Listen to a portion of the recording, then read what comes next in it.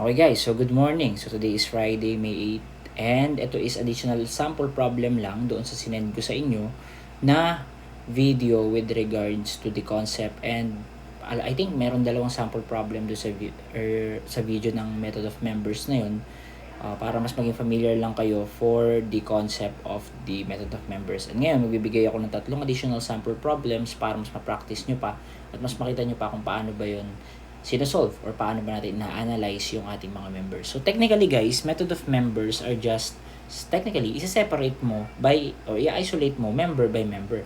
Kasi for this instance, makinig, hindi natin to kayang i-solve na equations of equilibrium because there are too many unknowns and meron lang tayong tatlong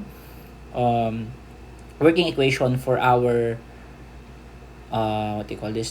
meron lang tayong tatlong working equation for our static equilibrium. So we have the summation forces vertical, the summation forces horizontal, and of course the moment. But if you're going to analyze this one, okay, di ba meron yung upward vertical force na ganyan, meron din dito, and basically may moment din dyan, tama?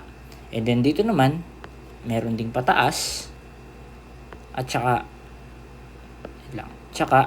meron ding napunta doon. Let's say pag ganyan, kasi pin yan, we have two unknown forces kapag pin yung support natin, di ba? We have the vertical and the horizontal support reactions.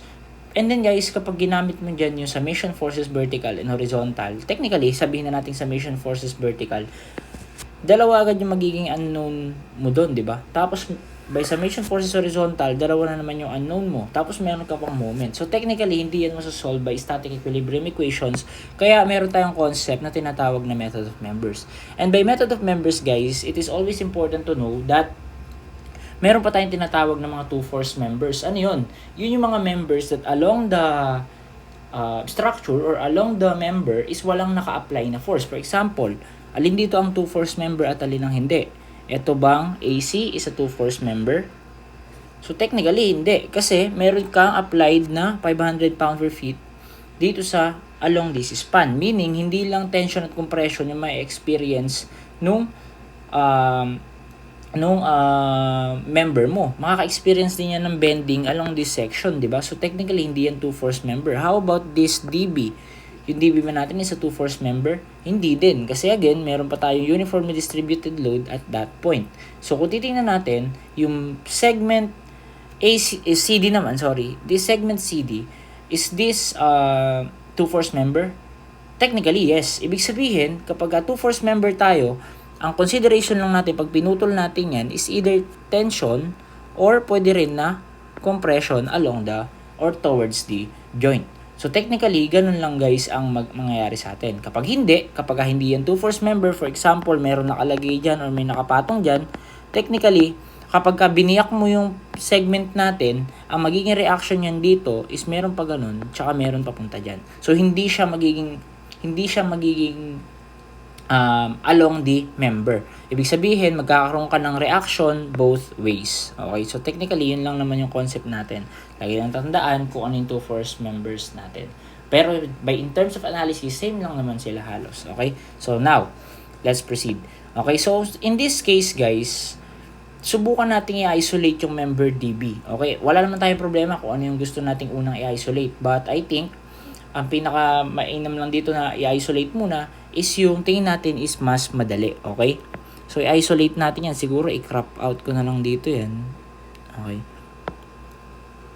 Sa bilis. Okay?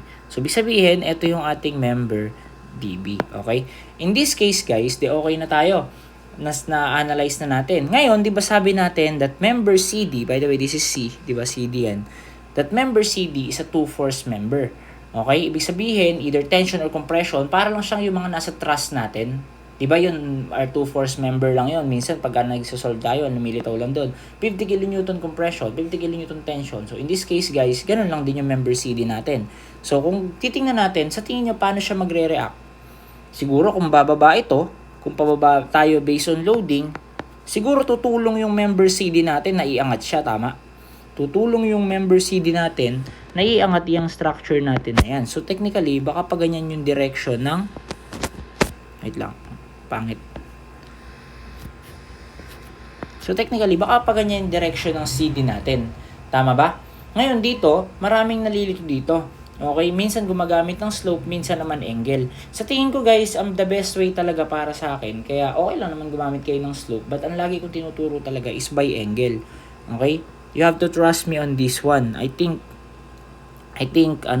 yun guys, yung para sa akin lang is mas madali. For example, yun yung na-form natin na triangle. Ano sa tingin nyo magiging angle natin dito? If we have 6 feet dito, at saka we have 8 feet dito, di ba that's simply inverse tangent. Okay, for theta dito, ang kalaki naman kasi. Wait lang. For theta, okay, lagay natin dito siguro for theta, this is simply equal to tangent or the arctangent ng 6/8. So this is equal to, I believe this is 36.87, pero solve ko na rin. Arctangent of arctangent ng 6/8, this is equal to 36.87. Tama. So this is 36.87 degrees, which is, siya na rin yun, di ba? Ito na rin yung angle theta natin na yun. So this is 36.87 degrees. Okay, in this case guys, tingin nyo ba mahahanap na natin yung force CD? I think pwede na, kasi, ang involved lang naman natin na force ngayon is the 700 pound-feet and then yung member CD natin. Okay? By taking the moment at summation moment, by taking the summation of moment at B, doon lang naman tayo mas maginhawa makapag-moment dyan, di ba? Sabihin natin considering clockwise positive is equal to 0. So technically, 0 is equal to, unahin natin si CD. Okay? Si CD. Di ba guys, etong CD na yan is by principle of transmissibility, kapag hinaba natin yan, di ba pag ganyan yan, yung point of application niya, and then, makaka-create ng components ngayon dito. Yan. So, we have CDY and we have CDX. Tama ba? Tama. Ngayon, sa tingin nyo, pag nag-moment tayo sa B, alin lang component yung makaka-create ng moment? Anong component lang makaka-create ng moment? In this case, ito lang CDY. Kasi itong CDX is magpa-pass through dun sa may point of consideration natin. So, ibig sabihin pala, let's take CDY. Okay, CDY multiplied by 9. Okay? And then we have minus. I think minus yan kasi ikot na counterclockwise. Kunin natin yung area. We have 1/2. We have base na 9. Height na 700. And tandaan nyo lagi, huwag kakalimutan, kapag gagaling ka sa 0, ang resultant mo ng triangular load ay 2/3 from 0 point. So, ibig sabihin, this is 2/3 ng 9. Okay, pero i-simplify pa natin yan. Siguro, sige, 0 is equal to, di ba, this is CD sine of 36.87 multiplied by 9. Di ba ganyan yan kapag nire-write natin? Kukunin natin yung CD component. Okay, so minus 1/2 9, we have 700, 2/3 of 9. So, ibig sabihin, the value of CD is equal to 0. Is equal to CD sine 36.87 multiplied by 9 minus 1/2 9 700 multiplied by 2/3 of 9. Okay, let's say, anong nga magiging value ni CD natin? Ang magiging value ni CD natin is 3,499 o sabihin natin 3,500 pound lang. So, in this case, guys, eto yon, di ba? Yung 3,500 pound. Eto, guys, yun, yung member CD natin. So, okay na tayo doon sa member CD. Ngayon, wag muna tayo mag-proceed, okay? Ibig sabihin, kasi hindi pa natin nakukuha yung reaction at B, di ba? Hindi pa natin nakukuha yung meron yung reaction at B. Paano yun? Sisingaw po yan. Hindi lang sumingaw kanina yan kasi moment yung ginamit natin. So, in this case, guys, sisingaw dito yung, sisingaw dito, sabihin natin, assuming na ganyan yung direction, we have the RB pala yan. We have the by, siguro pag ganyan naman si RBX. Okay? At ano ni gagamitin natin dyan? So, yung favorite nyo. Yung pinakamadali sa lahat. Okay? We have the summation of forces vertical is equal to 0. So, ano-ano yung mga forces na vertical na included dyan? So, 0 is equal to C dy. Tama? Plus R by. Tama ba?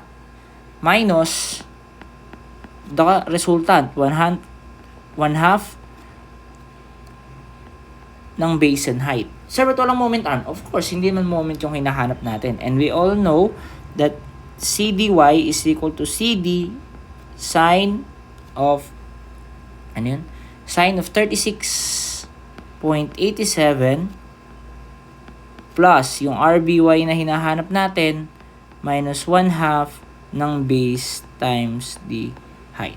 Okay? So, ibig sabihin, yung CD natin is papalitan natin to as 3,500.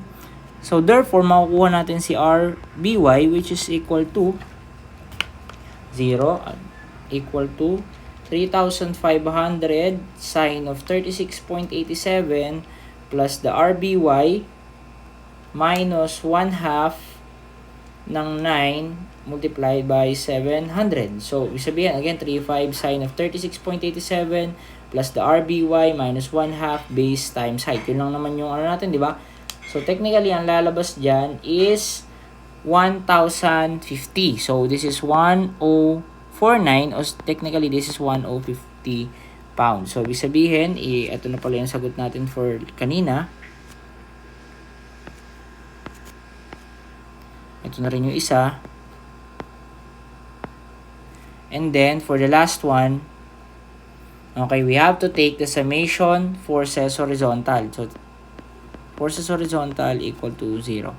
So, 0 is equal to ano naman yung mga forces involved. So, meron lang tayo dyan, CDX lang, di ba? CDX minus RBX.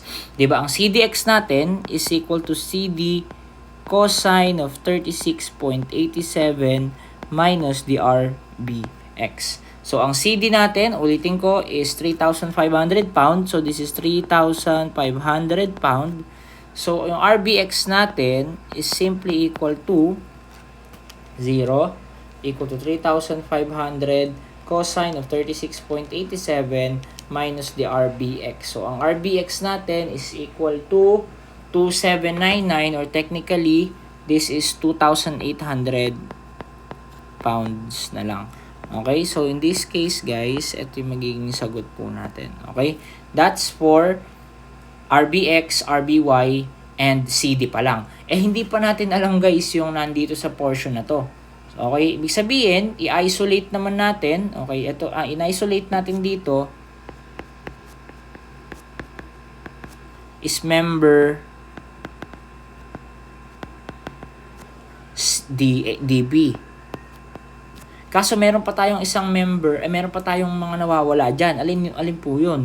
Hindi ba ito magre-react din dito yan? Tama? Pwedeng mag-react din ng UX mo naman. Pwedeng mag-react na pa ganyan. At saka, since this is fixed, di ba this is fixed support, di ba magre-react din yung moment mo dyan? So, pwedeng mag-react din yung moment mo ng pa ganyan. So, technically, meron pa tayong nawawala. So, ngayon, pwede natin siguro, para mapalitaw natin yung mga unknown forces na yan, technically, pwede na tayo mag-take ng moment sana. Kasi meron naman na tayong lilitaw ng mga unknown. Pero for the sake of discussion ng method of members, I think that the best way is to isolate ulit natin. Okay, so sabihin, isolate ko lang ulit to. Ay, ba't yun yung nakopy? Wait lang. And then, ayan. Tapos, ika-crop out lang natin yan. Ayan. Okay? So, ayan. In-isolate lang natin. And then, guys, kung titingnan nyo mabuti, ano ba yung di ba nag-positive by transfer of loading, guys, kung ikaw ay towards this joint sa member CD mo, di ba paglipat mo ng member towards the joint ka naman doon? So parang sa method of joints lang, di ba? Na kapag ka nag-compression ka sa joint ng isa, paglipat mo sa kabila, compression ka rin. So in this case naman, by transfer of loading, paglipat mo ng kabilang section, opposite na yung direction ng internal pin mo.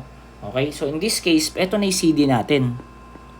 Pero nagbago ba yung angle? Hindi, guys. At this angle is simply equal to 36.87 degrees pa rin. So, siya pa rin yun. Okay? So, now, mag-assume na tayo. So, I think kung meron kang 500 pound na pababa, tas naka-downward pa rin tong CD mo, I think ang reaction ng A mo dyan, pataas yan, sigurado ako.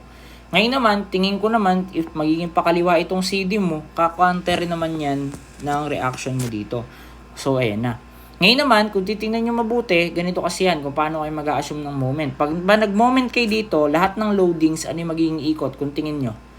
Siyempre, ang magiging ikot nyan pa clockwise, di ba? So, ibig sabihin, para hindi umikot ng clockwise yan, magka-counter rin yan nung moment natin na counterclockwise. So, in this case, guys, this will be your RAY, this will be your RAX, and this will be your moment at A. Okay? So, in this case, okay, medyo mahaba-haba ito. So, So, ibig sabihin, let's try to take the moment at A equal to 0.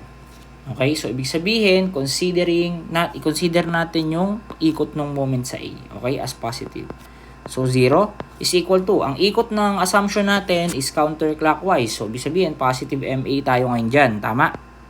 Minus, isa-isayin natin yan. Okay? Kung titingnan nyo, this is 2 triangle. Tama? Unahin natin to. Unahin natin isa. Minus, naka-blue yan 1/2. Ang base is 6. Ang height is 500. Tapos, ang resultant niyan is nandito. Tama? Ibig sabihin, from 0 point, 2/3 yan ng triangle. Or part, mas malayo, di ba? So, ibig sabihin, this is 2/3 ng 6. So, yari na tayo for una. Pangalawa, i-isolate natin, i-solve naman natin to separately, yung triangle na yan. Di ba, ang resultant niyan, dito naman magko-concentrate. So, okay, red naman tayo. Ibig sabihin, iikot pa rin ng clockwise yan. So, minus 1/2, ang base is 6, ang height is still 500, dito na tayo magkakatalo. Paano ngayon tayo magte-take ng moment arm dyan? So, di ba, ang gagawin mo naman dyan is, eto mula dito hanggang dito is 6, tapos magka-plus ka ng, since from highest point tayo, 1/3 ng 6 naman. Para marating natin yung moment arm nung force na kulay red na yan, or resultant force ng red na naka-highlight. So, ibig sabihin, yung 6, papaplasan pala natin ng 1/3 ng 6. Okay? Tama ba? And then, meron pang isa. Etong CD na to, di ba magkikreate ngayon yan ng components sa paganyan, tapos paganito. So, again, this is still the CDY, and then this is the CDX. So, in this case, guys, paano ngayon magiging ikot ng CDX natin? Actually, wala. Dahil pagka-pass through yan doon sa may point ng pag-moment natin. How about yung ating CDY? So, si CDY, ito, black ko na lang siguro. Si CDY natin, isiikot ng clockwise. So, this is CD sine of 36.87. And then, kung titingnan mo, nasa dulo yan ng pinaka-member natin. So, 6 plus 6 equal to 12. So, this is 12. Okay? So, in that case, guys, masasolve na natin yung moment. So, we have MA is equal to, 0 is equal to MA minus 1/2, 6, 500, 2/3 ng 6, minus 1/2, 6, 500, 6 plus 1/3 ng 6, minus CD sine of 36.87 multiplied by 12. Considering that CD is 3,500, yung moment natin at A is equal to 4,200 pound-feet. So, ito na isagot natin for moment at A. Ngayon naman, if we're going to get the summation forces vertical is equal to 0, summation forces vertical is equal to 0, 0 is equal to, ano lang ba yung mga natin dyan? So, we have the RAY, ayan na, minus 1/2, ang base is 6, ang height is 500. Dalawa yan. Pwede ko mong ulitin. Sige, 1/2 base is 6, 500, di ba? Okay?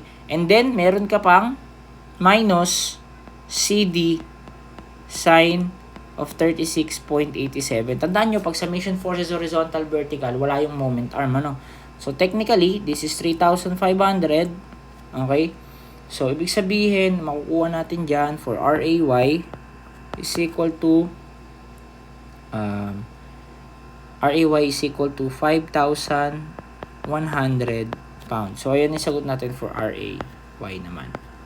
And, down for the last one. Okay, for the last one naman, we have to take the summation forces horizontal equal to 0. 0 is equal to RAX. Tama ba? Pakanan yung RAX natin. Minus the CDX. Yun lang naman eh. Wala naman na ibang ano eh. So, 0 is equal to RAX minus CD cosine of 36.87. So, CD is 3,500. Your RAX is simply equal to 2,800 pounds. So, that's the answer for sample problem number 3.